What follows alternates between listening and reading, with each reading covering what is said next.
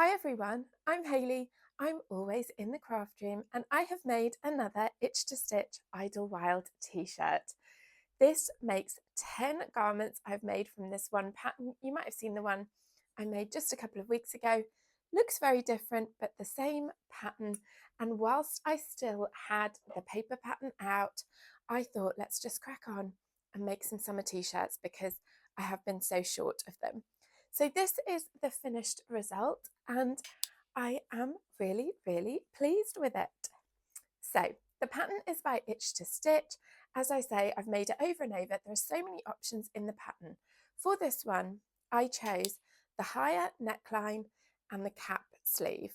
And there are a few things I did differently. So I'll talk you through first the fit changes. On the paper pattern, I have already done a square shoulder adjustment for my square shoulders. I do 1.5 centimeters, and that also raises up the underarm a little. I tend to set neckbands in flat. I sew up one shoulder seam, then put the neckband in, and then close the other shoulder seam.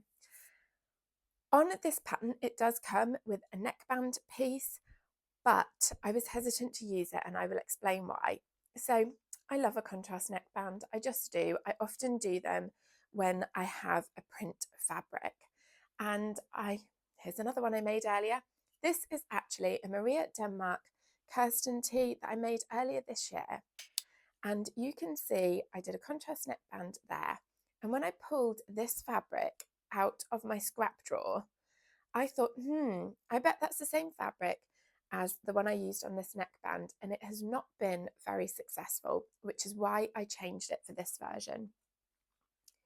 So the fabric is a scrap of viscose jersey. It's really lovely and soft, but it doesn't have much recovery. It has stretch because it's a knit fabric, but I don't think it's got any lycra content, and therefore it doesn't really bounce back. In the instructions for the Kirsten tee, Maria instructs you just to turn and stitch the neckline. I don't love that treatment because I just find it stretches out over time. So I went my own way on this one and added this neckband. There was no pattern piece, so I was guessing at the length. And I think there are a couple of reasons why this hasn't been too successful. The first is that maybe I didn't stretch it enough. I cut the piece too long and didn't apply enough tension. The second is the lack of lycra, and it's not showing up too obviously. Oh, you can see it there. My issue with this neckband is just that it's a bit floppy on the inside there. Can you see? So when you think of these two edges, obviously this edge has further to travel than this edge. And the length of the neckband, not pulling it tight enough, and the lack of lycra have all contributed to a bit of a floppy neckband, and yeah, I don't love it. I do still wear this t-shirt loads because it's such a lovely soft French terry and it just seems to go with everything. But you know, you live and you learn. I didn't love it on this one, so I decided to do it differently on this one. So what I did was disregard the neckband piece that comes with the Itch2Stitch pattern, and instead I just cut a really narrow neckband. I overlocked it on and then flipped it to the inside and top stitched it down, and it gives almost a piping effect. It's just a really, really narrow neckband. And I thought that would fix the problem because it means the difference between this outside line and the inside one isn't as much, and it just hasn't got the room to become floppy. So I actually really like the effect that that gives, and I'm super pleased with the neckband. The sleeves for this pattern are very clever. They're cut on the fold along this edge so that if you happen to peek a little bit of sleeve underneath, it is self fabric. And I do think that is a really nice detail that uses hardly any extra fabric and it looks really nice. I will say, and I noticed this last time I made the cap sleeve version of this t-shirt, and I've also noticed it on a couple of other things I've made, I think these kind of stick out. And honestly, I think this is something I've only noticed since I've started filming YouTube videos and watching myself back. And I think in many ways, it's made me more critical of fit issues in things that I probably would never have noticed before. I think previously I would have just put this on and gone, winner, what a lovely, cute little summery t-shirt. But because I do watch myself back, I know I'm going to be sitting watching this video when I edit it, thinking, do they stand out too much? Do you know of a remedy for that? Do you think it looks odd? Or is it just the nature of a cap sleeve? Am I being overly critical, or is it something I should address? And if so, how? I'm guessing I need to reduce the length of this edge. I suppose I could just cut it in the middle and overlap it. That would affect the size of the piece that attaches to the arm side, but it doesn't attach all the way round. It is just from notch to notch, if that makes sense. So I guess it would just come higher up here. Then that probably wouldn't look right either, would it? I don't know. Let me know what you think. As I say, I don't think it's a big deal. I think I'm just staring at myself thinking about it. So I did set the sleeves in flat. As I explained, I joined one shoulder seam, put the neckband in, joined the other shoulder seam. Then I put the sleeves in flat, matching all the notches. And then I just sewed up the side seam on the overlocker. This fabric is printed, and on the inside, the base is white. So I was just kind of going on my merry way, sewing it all up with white thread. And when I came to top stitch this neckband, it did not occur to me to change the thread. So can you see that top stitching is white? I thought about it as soon as I'd finished it, and I was like, oh, I probably should have done that in blue. But then that might have interrupted the flowers more. I don't think it's a big deal. And I was not going to sit and unpick perfectly neat top stitching, because if you watch one of my recent videos about some Vogue cargo pants I made, me and the quick unpick are not friends because I slipped and cut a hole in my trousers.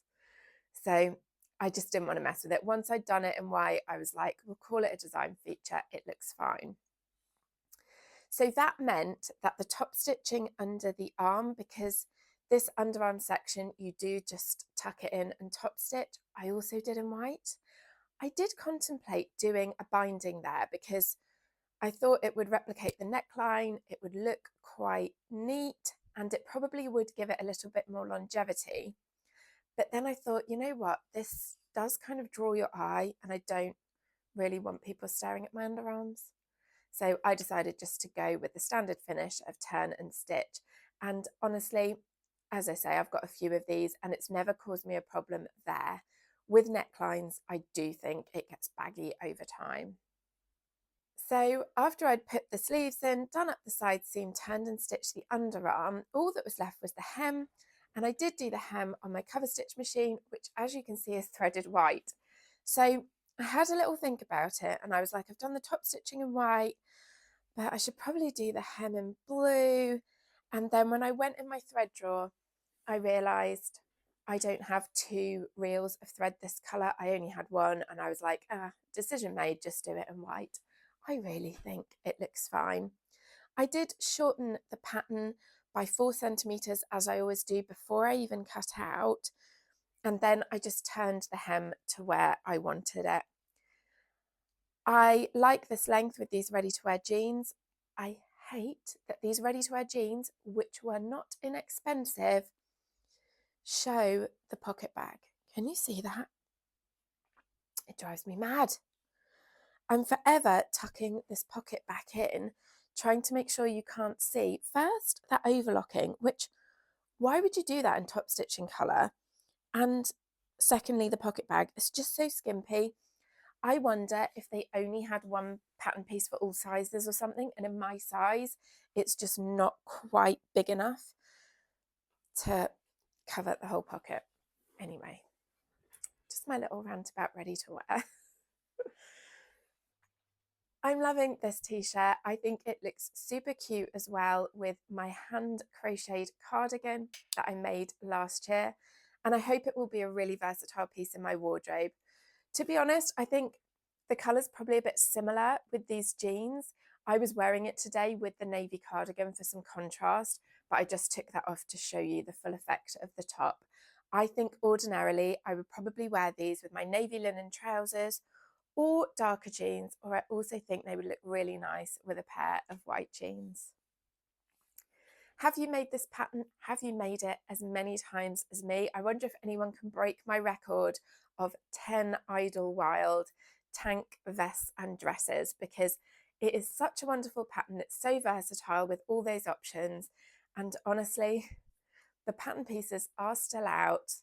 I might just need to cut out an Idyllwild knit jersey dress. I think that would be so comfortable for the coming warmer months. I've got a few scraps left of this fabric. Tune in soon to see what I'm making with those, and I hope to see you then. Bye.